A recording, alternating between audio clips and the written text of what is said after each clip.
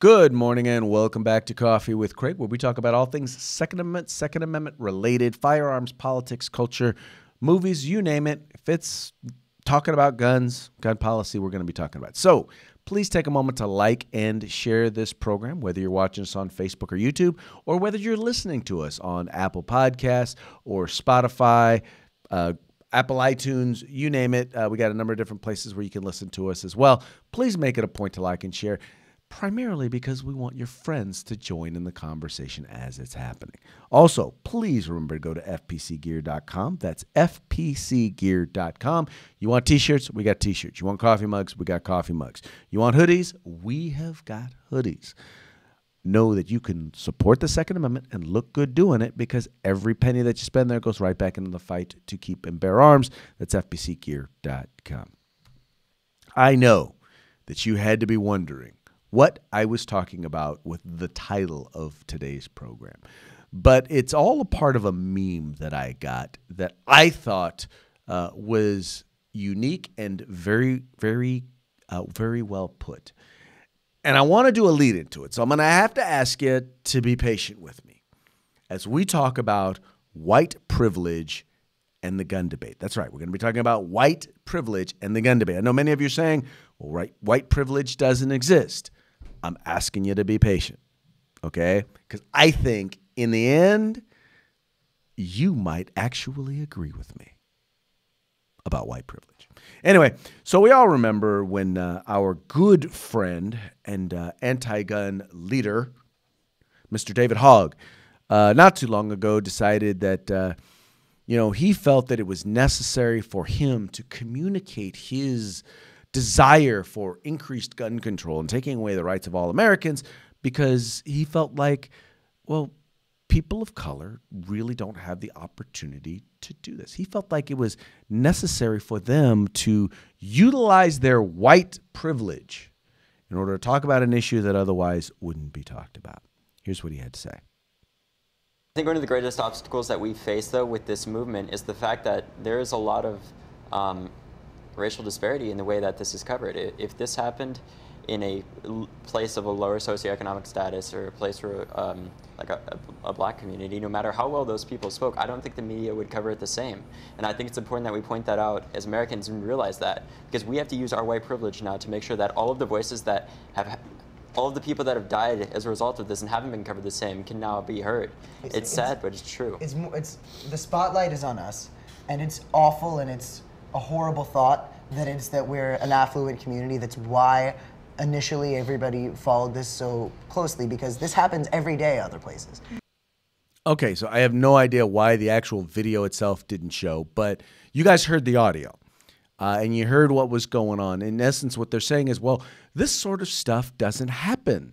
I mean, this sort of stuff happens in urban communities all the time, shootings that occur. And nobody ever says anything about it. So now, because it's happening in an affluent community, and people actually care about it, well, that's white privilege, because now people care about it because it's happening in an affluent community, and so we need to utilize that to talk about gun violence and the need to ban guns is in essence their thing. Now, once again, I know that many of you, don't believe that white privilege exists, and you in particular don't believe that there's this issue of white privilege and the issue of guns or gun control.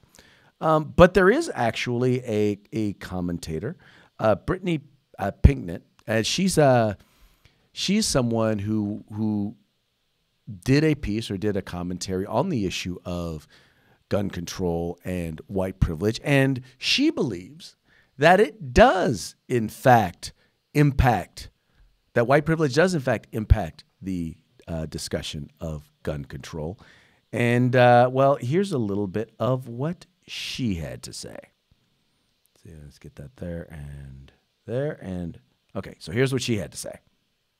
White privilege is affecting the gun control debate, and no one's really talking about it. The last time we were together, we talked about the many ways in which race is affecting the conversation on gun control right now in this country. Lots of you were engaged in the conversation, but some people had real questions. Why are you bringing up race? That has nothing to do with it. White privilege isn't a factor here. White privilege doesn't even exist. Well, let's break it down. White privilege is walking out of your school in protest of gun violence and not being met with any consequences. White privilege is staging a walkout for gun control and having colleges and universities say that you will not be punished and your admission won't be changed, when the same was not happening for Ferguson and Baltimore school walkouts. White privilege is being able to open carry without fear of retaliation. White privilege is the knowledge that your race will never add any additional weight to what you have to carry around all day. Okay. So let's just break down a little bit of what she had to say there. And I thought there were a couple of legitimate points. So, for example, the idea that students were allowed to walk out of class, right, in order to be able to protest gun control, and had absolutely no consequences, either from the school or from the universities that they were going to. That was interesting. Now, I didn't actually know that those same sort of amenities or that same sort of forgiveness wasn't made available to those who were protesting for Ferguson or Baltimore. But I thought that was an interesting point. And then there was at the end, not knowing that your race is not going to add any weight to anything that you have to say. I want you to hear when we talk about white privilege, when they're talking about white privilege, even in the context of the gun debate, we're talking about a left-wing construct created by the left. And it is a real thing to them. Once again, the idea that they can use white privilege because they have this white privilege, as you saw David Hogg say, I have white privilege, I must use it to promote gun control. So in other words, white privilege, a construct made by the left, gives him the right to try and take away everyone's right to keep and bear arms. So it's this thing that gives them the ability to be able to do things that otherwise they wouldn't be able to do. And once again, it's this thing that they believe that they have. And it's this thing that black liberals believe that white people have. That is a burden that is upon them. Well, I have to deal with and I have to think about things that white people don't have to think about. Right? That's their construct. But then they use the construct against people. They use it as a reason to take away people's rights. They use it as a reason to frame debates. And that's what this is all about. I mean, think about it this way. There are two commentators that I think we all know and love, right? And I think that those who are involved in the gun community know these two equally. But those who are involved outside of the gun community do not know them equally. And here are the two that I'll tell you. There's Dana Lash, who hosts she's an NRA TV commentator and hosts Relentless, once again on NRA TV. And then there's Colia Noir, who hosts all sorts of things. And is a big time, in my opinion, a much more articulate, a much more effective communicator when it comes to the Second Amendment than is Dana Lash. That doesn't mean that I dislike Dana Lash. I'm just saying that he is a much more effective communicator and understands the issue much better and can articulate and conversate about it extemporaneously more than Dana Lash can. But why is it that the mainstream media only talks about Dana Lash?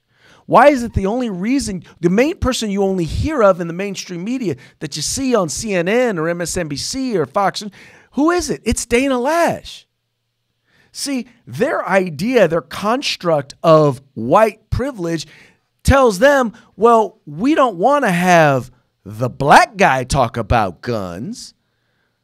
We want to have the white person talk about guns because that helps us perpetuate our construct of white privilege in the gun debate. And as long as we start talking about guns and gun control, and that the right to own a gun is a white construct, is a white privilege construct, then we can then it gives us an excuse to take guns away from everybody. But we all know who they really want to take guns away from, because we all know the racist roots of gun control. We know that in the state of California, gun control started initially in order to keep Native Americans from being able to get access to firearms and ammunition.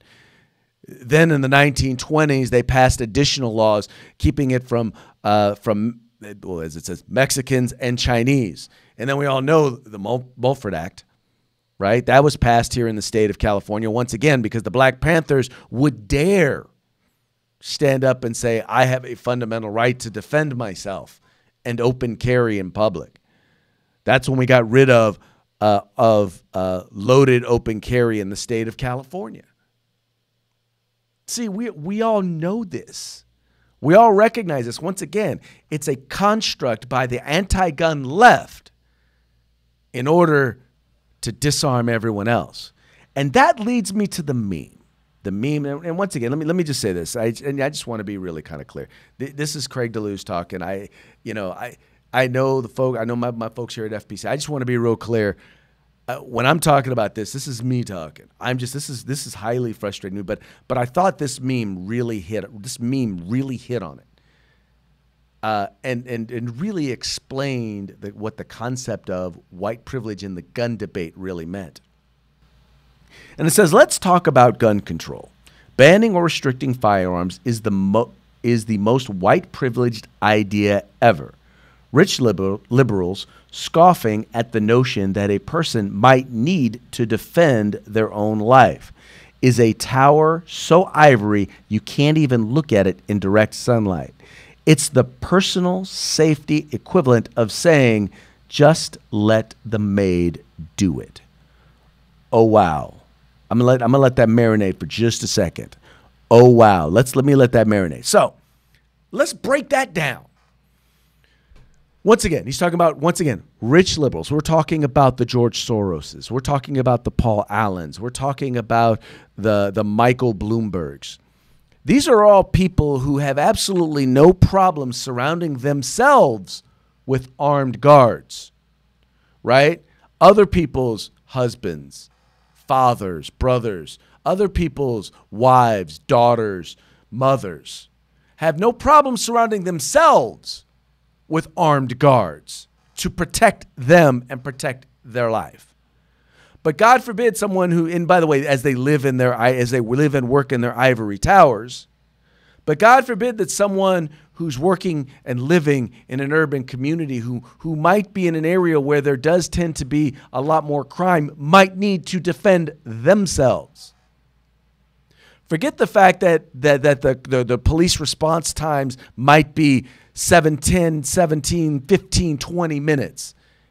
In those neighborhoods, those individuals don't have a need to be able to defend themselves. And oh, by the way, those communities just largely happen to be communities of color. Yeah, they don't need that. See, when you start talking about they don't need that. When you start getting away from the idea that you always hear people saying, well, I don't see why you need. I don't see why you need. It's called the Bill of Rights, not the Bill of Needs. You don't need to know why I need it. All you need to know is I have a right to it. I have a fundamental human right to defend myself. I have a constitutional right to keep and bear arms. That constitutional right, all that does is enumerate within our Constitution what we already know to be my God-given right. Now, you in the ivory tower, you choose to exercise that right by getting other people to defend you. I sit across from legislators who sit there and say, well, we have the police. You don't need the right to keep and bear arms. You don't need to have a gun. This by a guy who has an armed officer right there in the room where I am testifying, who has armed security outside the door, who has armed security at every entrance, stationed outside the building, tells me I don't need a gun. What do you need all these guns for? If I don't need a gun, why do you? Why do you need to be defended? See, you have the ability. You're using taxpayer dollars to defend yourself. You're waiting on somebody else to come and defend you. I'm saying, look, I at the very least, and we talk, this is where the ivory tower talk comes in. At the very least, how can I ask someone to do what I am not willing to do for myself? How can I ask some child to sacrifice their mother or father if I'm not willing to stand up for myself? I'm willing to get someone else to come and stand between me and a bullet. That's what they're saying. They want someone else to stand between them.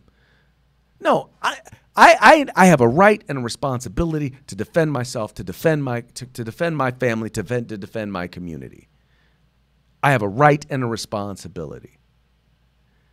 And them saying you don't need that because, well, someone else will do it. Well, that's tantamount to saying, hey, I'll just let the help do it. That is white privilege. Now, we all know it's not just white privilege. We know that it's, the elite left who have created this construct, this made-up thing called white privilege.